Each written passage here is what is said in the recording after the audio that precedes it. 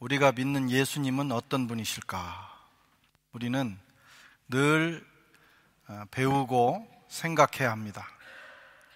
그는 교회의 머리가 되시고, 그는 만물의 근원, 아르케가 되신다고 했습니다. 또 예수님은 부활의 주님, 생명의 주님이 되시며 만왕의 왕이십니다. 그리고 그분이 바로 우리의 주님이십니다. 오늘 본문은 그 주님께서 이 땅에 오셔서 하나님과 또 이 세상을 위해서 행하신 일들이 무엇인가에 대해서 말씀을 합니다. 예수께서 우리를 위하여 행하신 일이 무엇인가? 첫째는 그는 하늘과 땅이 하나님과 화해하고 화목하게 되는 일을 이루셨습니다. 19절 20절에 보면 아버지께서는 모든 충만으로 예수 안에 거하게 하시고 그의 피로, 십자가의 피로 화평을 이루사 만물 곧 땅에 있는 것들이나 하늘에 있는 것들이 그로 말미암아 자기와 화목하게 되기를 기뻐하심이라. 예수께서 이루신 매우 중요한, 가장 중요한 일이 뭐냐? 하나님과 원수된 하늘과 땅을 화목하게 하셨다 하는 것입니다. 하나님과 하늘과 땅이 화목하게 되었다고 하는 것은 원수 관계가 이미 있었음을 전제하는 것이죠. 하나님께서 세상을 짓기 전에 하늘의 천사들을 지으셨습니다. 그런데 천사장 중에 하나, 하나님을 가장 가까이에서 섬기던 루시엘이라고 하는 천사장이 하늘 천사 3분의 1을 이끌고 하나님께 도전합니다. 내가 하나님처럼 돼서 내가 하나님과 비기면서 살겠다. 오늘날로 말하면 구테타죠. 하나님의 왕권을 인정하지 않고 스스로 하나님이 되려고 한 것입니다. 이 천사를 루시퍼, 이 타락한 천사를 루시퍼라고도 하고 마귀라고도 하고 사탄이라고도 합니다. 루시엘을 지칭하는 말입니다. 그리고 그와 함께 타락한 천사 3분의 1은 악령, 악한 영 또는 어둠의 영이라고 성경이 지칭하고 있습니다. 죄가 여기서부터 시작이 된 거예요. 하나님께서는 죄를 만드시지 않았지만 그들이 하나님께 도전하고 자기의 본분을 망각하고 죄를 시작한 것입니다. 그런데 하나님께서 다시 세상을 지으셨어요. 그리고 에덴 동산에 아담과 하와를 살게 하셨는데 사탄이, 이 루시퍼가 이렇게 들여다보니까 하나님 닮은 존재가 있는 것입니다. 에덴 동산이라고 하는 하늘의 환경, 하나님 나라 비슷한 것이 있는 거예요. 우리말에 꿩 대신 닭이라고 합니다. 하나님께 도전해서 하나님을 이기지 못했지만 하나님 닮은 인간은 지배하고 싶었던 거예요. 뱀을 통해서 침투한 이 사단이 아담과 하와를 타락시킵니다. 어떻게? 자기처럼, 자기가 하나님께 도전한 것처럼 선악과를 먹으면 너도 하나님처럼 돼요. 그 얘기는 하나님 제끼고 이제 너 홀로 살아라 하는 것이죠. 그렇게 될 것이다. 아담과 하와가 그 유혹을 이기지 못하고 그만 선악과를 따먹고 타락합니다. 그는 사탄에게 쏘가서 타락한 것입니다. 아담과 그 후손들이 이렇게 타락하면서 사탄이 하나님과 원수된 것처럼 우리도 하나님과 원수된 인생을 살게 된 것입니다. 골로새서 1장 21절에 전에 악한 행실로 멀리 떠나 마음으로 원수가 되었던 너희들, 이렇게 표현합니다. 악한 행실로 하나님을 멀리 떠나서 마음으로 원수가 되었다. 이것이 인생의 모습, 인생의 실존입니다. 원수라는 건 여러분 아시잖아요? 적대적 관계. 원수는 만나면 서로 잡아먹어야 되는 거예요. 하나님과 우리가 그런 관계가 됐다는 것입니다. 결국 그 일로 인해서 피조물은 불행과 저주에 빠지게 되었어요. 생명과 축복의 근원이신 하나님과 좋은 관계를 가지고 살아야 그로부터 생명이 흘러 들어오고 축복이 흘러 들어오는데, 그게 에덴 동산인데 하나님과 관계가 깨져서 원수 관계가 되니까 이런 축복과 생명이 흘러 들어오지 못하는 것입니다. 그것이 바로 인생의 모습이에요. 그 이후로 세상은 각종 가시와 엉겅퀴가 자라나기 시작했습니다. 불행, 저주, 가난, 미움, 마지막에는 영원히 죽는 존재가 된 것입니다. 이런 불행이 잡초처럼 세상 곳곳에서 자라나고 모든 인생의 삶 가운데 자라납니다. 누구도 불행하고 싶지 않아요. 누구도 병들고 싶지 않아요. 모두 건강하게 행복하게 서로 사랑하면서 살기를 원하지만 이 세상은 그렇지 않습니다. 오늘은 사랑하지만 내일은 또 미워할 수 있어요. 내가 내일은 꼭 행복해야 되겠다 결심하지만 아침에 일어나서 불행의 그림자가 쓰나미처럼 우리에게 다가올 수도 있어요.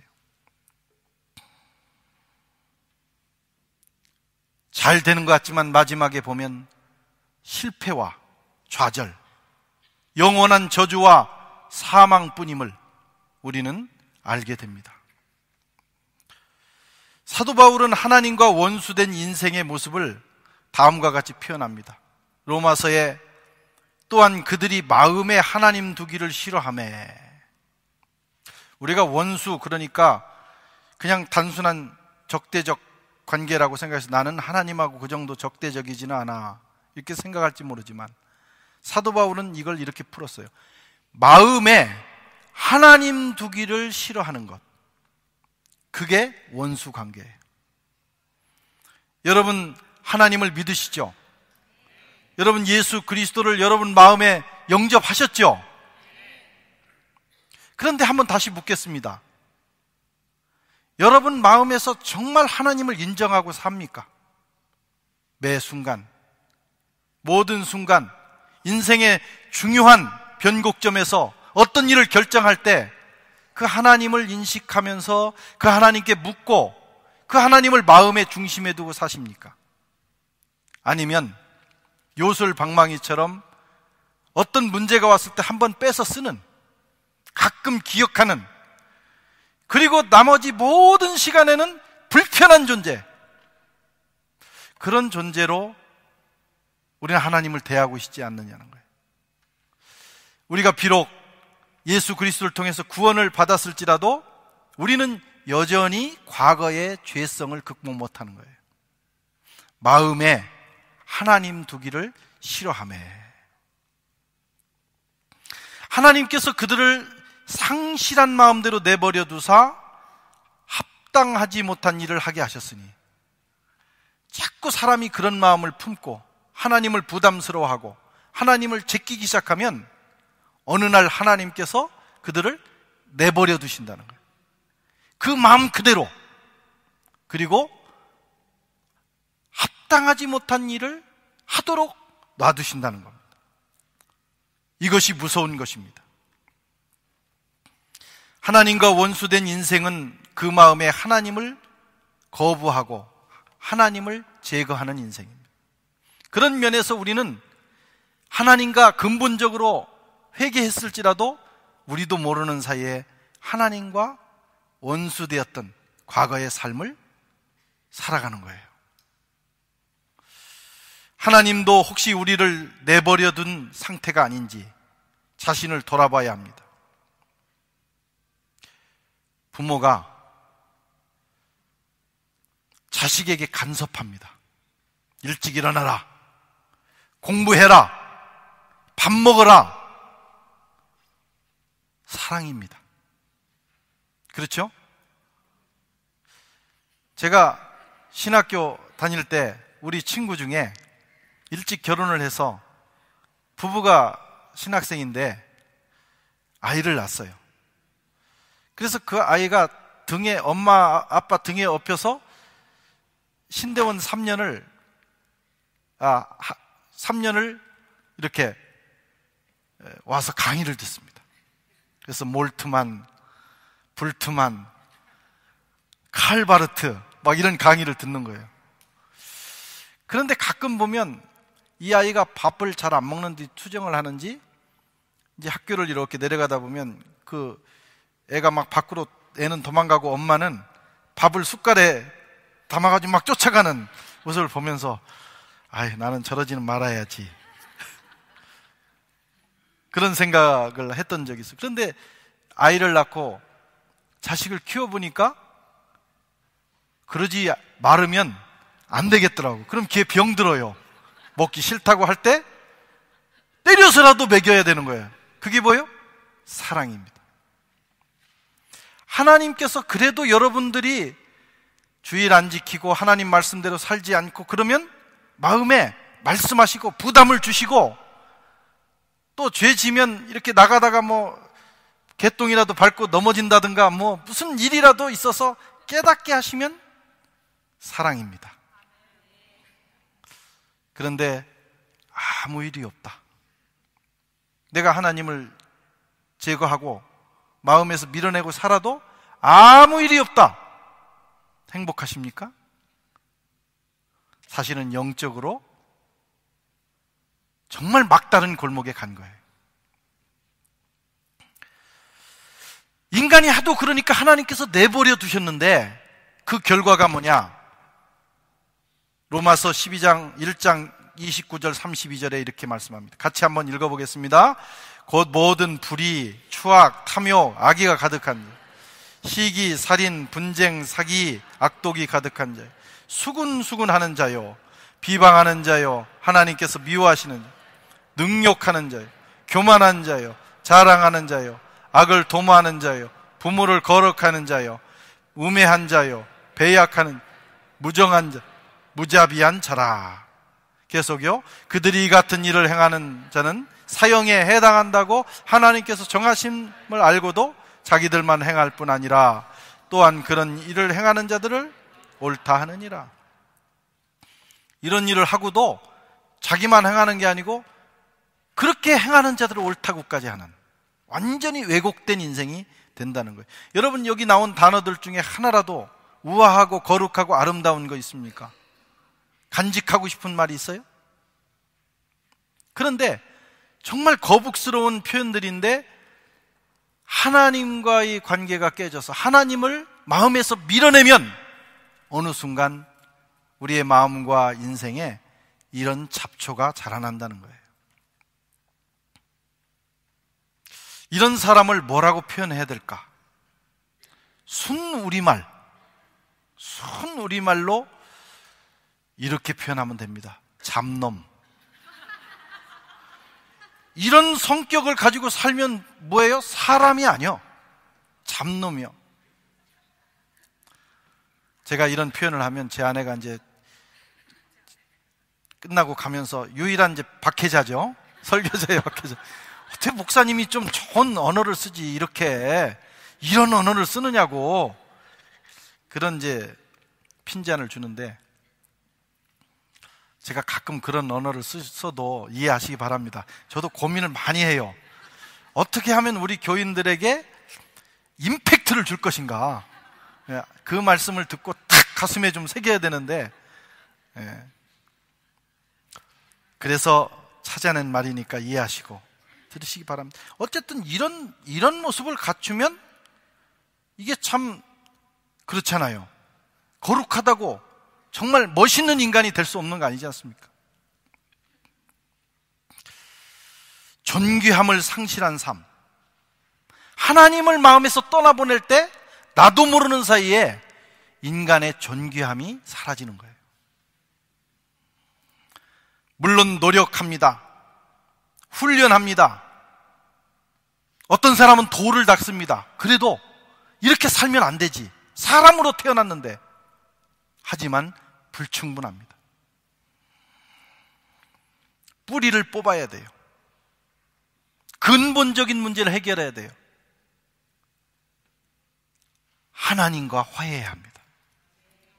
하나님과 화해할 때 시간이 지나면 그 하나님을 받아들이고 하나님 안에서 믿음으로 살다 보면 어느 날 이런 잡초는 사라지고 우리 속에서 아름다운 열매들이 나오는 것입니다. 복음이 무엇입니까? 하나님과 화해하는 길이 생겼다. 복음은 하나님과 원수된 이 세상을 향하여, 저와 여러분을 향하여 하나님과 화목하게 되는 길이 열렸다. 그것이 복음입니다. 예수께서 오셔서 그 길을 여셨습니다. 십자가에서 자기 몸이 찢겨지시면서 주님은 하나님과 우리 사이를 가로막고 있는 휘장을 찢으셨고 막힌 담을 허시고 길을 내셨습니다. 누구든지 예수를 믿으면, 누구든지 십자가로 나가면, 비록 그가 살인자라 할지라도, 그가 세상에서 감당 못할 죄인이라 할지라도 하나님과 화목하게 되는 기적이 일어나게 되는 것입니다.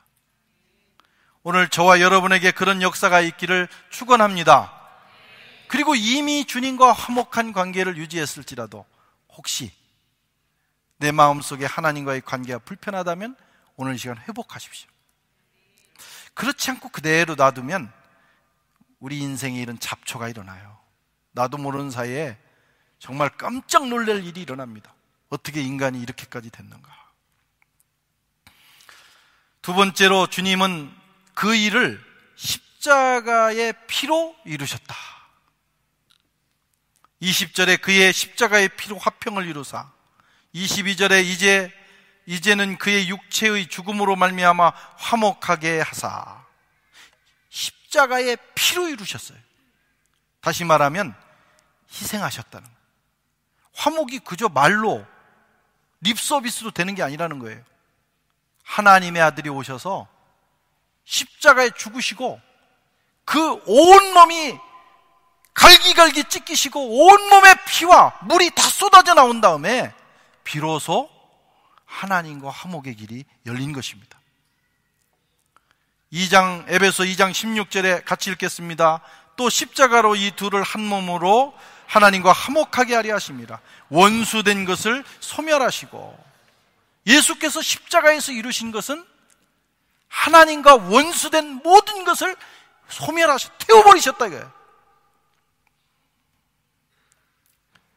그리스도의 희생, 그것이 없이는 화목이 이루어지지 않아요. 우리가 오늘 여기 와서 예배드리고 우리의 예배를 하나님 받으시고 우리가 구원의 자리로 나간 것은 예수의 희생 때문입니다. 그래서 복음이 귀한 것이고, 그래서 하나님과의 관계가 값진 것입니다. 엄청난 대가를 지불했기 때문이에요. 그 대가 없이는 사실은 너무 원수관계이기 때문에 하나님과 화목할 길이 없는 거예요. 하나님의 아들이 죽어야 화목이 이루어져요.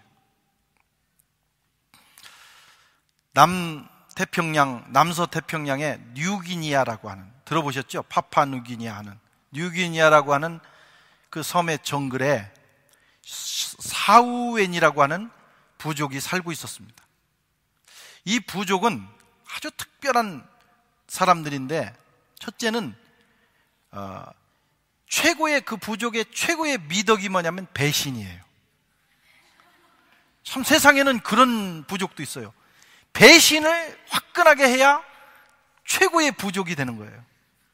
그러니까 늘 그 부족은 그 배반의 열매가, 배반의 가시가 자라고 있는 것입니다. 두 번째는 잔인합니다. 어떻게 잔인하냐? 전쟁을 해서 적과 싸워서 적이 죽으면 목을 베가지고 그걸 가져와서 그날 밤에 베개로 비고 자는 거예요. 아무리 여러분 간땡이가 부었어도 죽은 시체를 베개로 베고 자는 사람이 어디 있어요? 그런데 그 사람들은 그랬어요.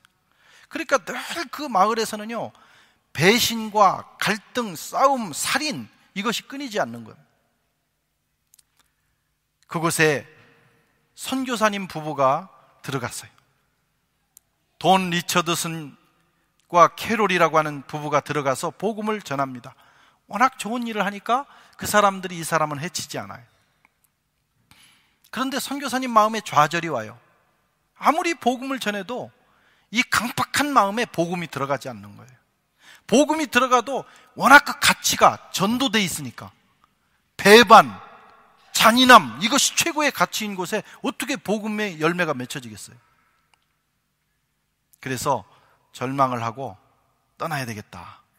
그리고 떠나려고 하는데 하나님께서 이 선교사에게, 부부에게 지혜를 주셨습니다. 마을에 가장 많이 싸우는 그 마을의 족장, 그러니까 추장이라고 그러죠. 작은 나라의 왕입니다. 그 추장의 아들 왕자를 상호 교환하는 거예요. 그리고 그 아이들이 죽을 때까지는, 그 아이들이 살아있는 동안은 전쟁을 하지 않는다 라고 하는 협약을 맺어요. 그래서 이 아이들을 볼모로 그 협약을 지켜나가면서 이 부족이 변화되기 시작했어요. 사실 그 아이들은 자기 인생을 희생한 것입니다. 그러다가 예수를 믿고 그들이 스스로 예배당을 짓고 하나님 앞에 봉헌하는 기적이 일어납니다. 이 사건을 선교사님이 책으로 썼는데 그게 화해의 아이라는 책이에요. 우리 선교학에서는 필독서로 읽는 겁니다.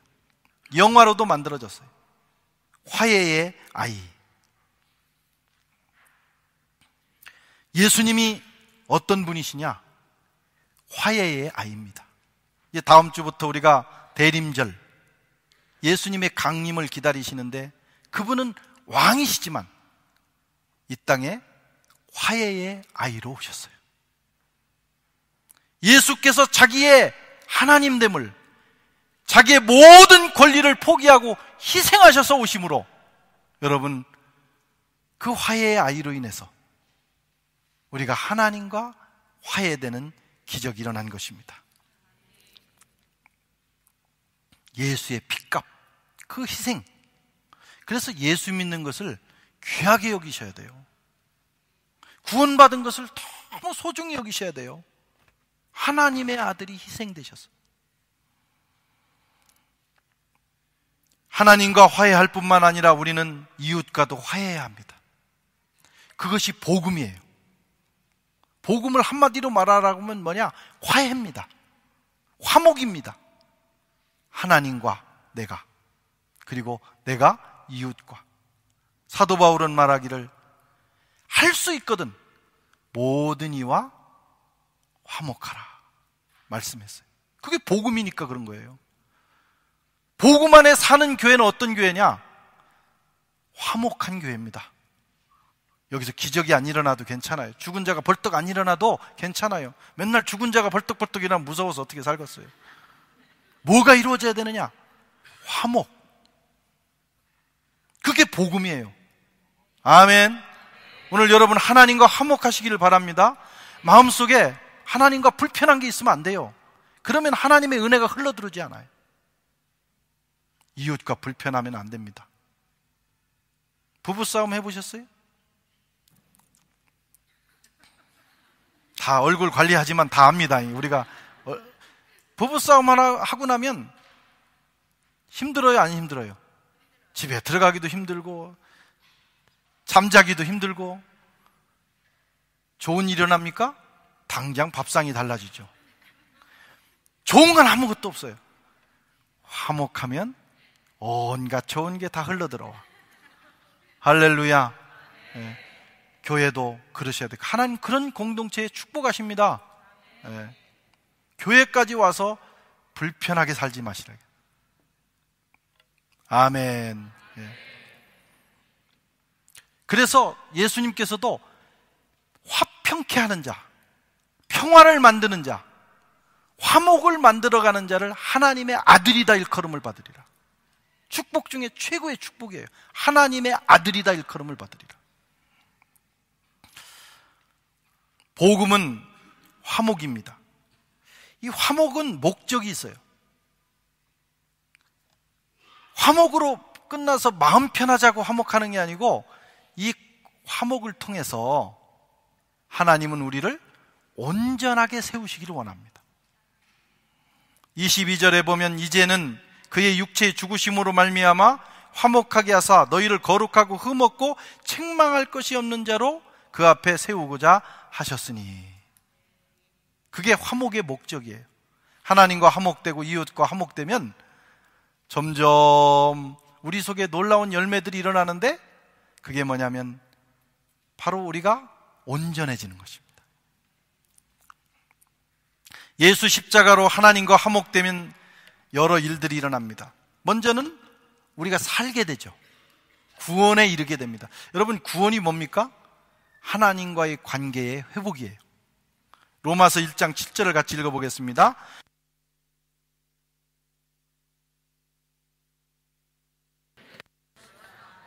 인간은 오직 믿음을 통해서 하나님과 바른 관계를 가지게 됩니다.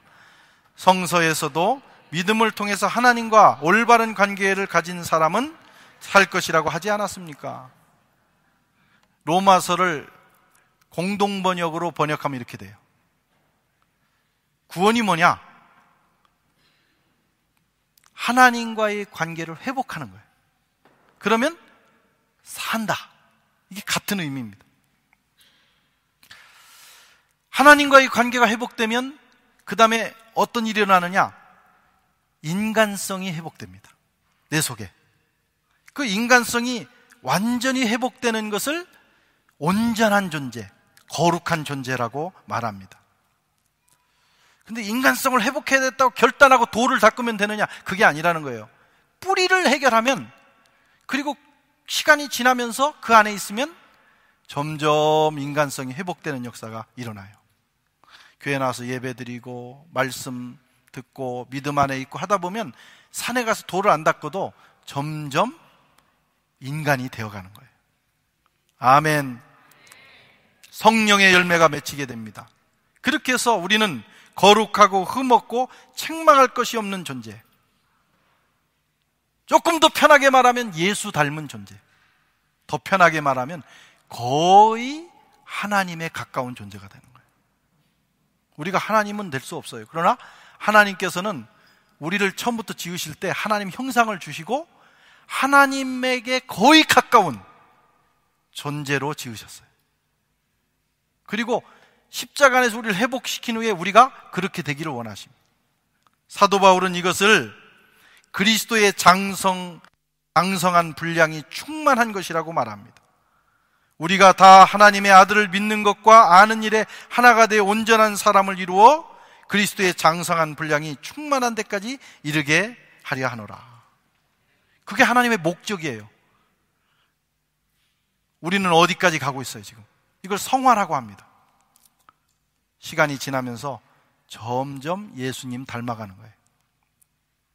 그 얘기는 진짜 인간이 돼가는 것입니다. 예수님은 참 인간이시면서 참 하나님이셔요. 예수 잘 믿으면 사람이 점점 멋있는 인간이 되는 거예요. 그래서 여러분들을 세상 사람들이 보고 야, 정말 예수 믿고 싶다, 저 사람처럼 되고 싶다, 그런 게 생기는 거예요. 근데 어떤 사람들은 그 예수 믿고 신령하게 되는 것을 착각할 때가 있어요. 예수 믿고 신령하면 뭘 자꾸 봐야 된다고 생각해요. 예수님은 제자들에게 너 뭐 봤냐? 너 환상봤냐? 이렇게 묻지를 않으셨어요. 너 어젯밤에 뭐 봤냐? 그건 대개 샤머니즘 문화에서 나오는 거예요. 못 봐도 괜찮아요.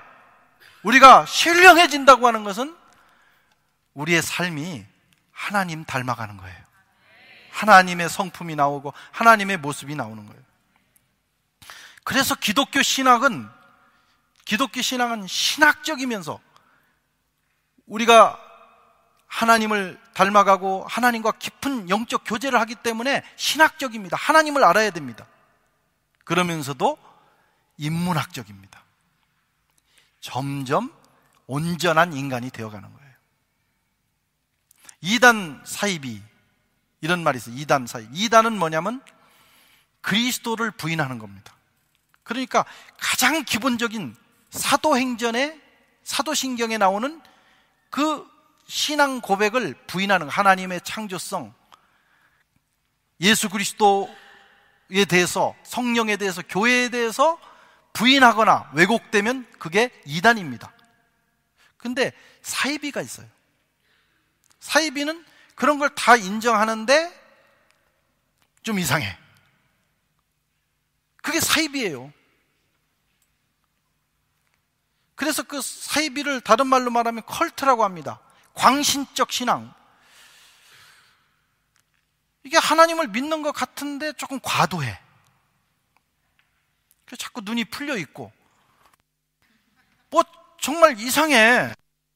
나중에 주님이 재림하실 때 우리 성도들을 만나고 주님을 만날 때 주님이 저런 모습이실까? 그렇지 않습니다. 가장 아름다운, 가장 온전한 그 모습으로 우리에게 나타나셔요. 우리는 그렇게 돼가야 합니다. 아멘. 그래서 하나님에 대해서 알고 기도 많이 해서 영적 체험도 하지만 동시에 인간이란 무엇인가? 하나님이 내게 주신 인간성을 회복하고 인간의 삶을 해야 돼요. 아멘. 예수님은 그렇게 사셨어요. 세례 요한은 했죠. 낙타 털옷을 입고. 그건 특별한 사명 때문에 그런 거예요. 모든 사람이 그렇게 살 수는 없어요. 늘 금식하고. 그런데 예수님은 그러지 않았어요.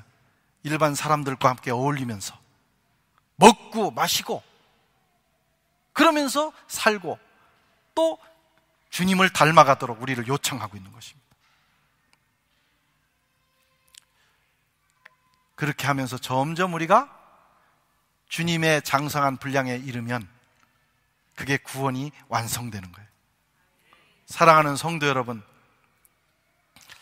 우리의 신앙은 신학적이면서 인문학적이어야 됩니다. 점점 하나님의 그 신령한 세계를 깊이 경험할 뿐만 아니라 하나님이 우리에게 원하시는 그 인간성, 저 사람 만나면 너무 좋다. 안 믿는 사람도요, 압니다. 느낍니다.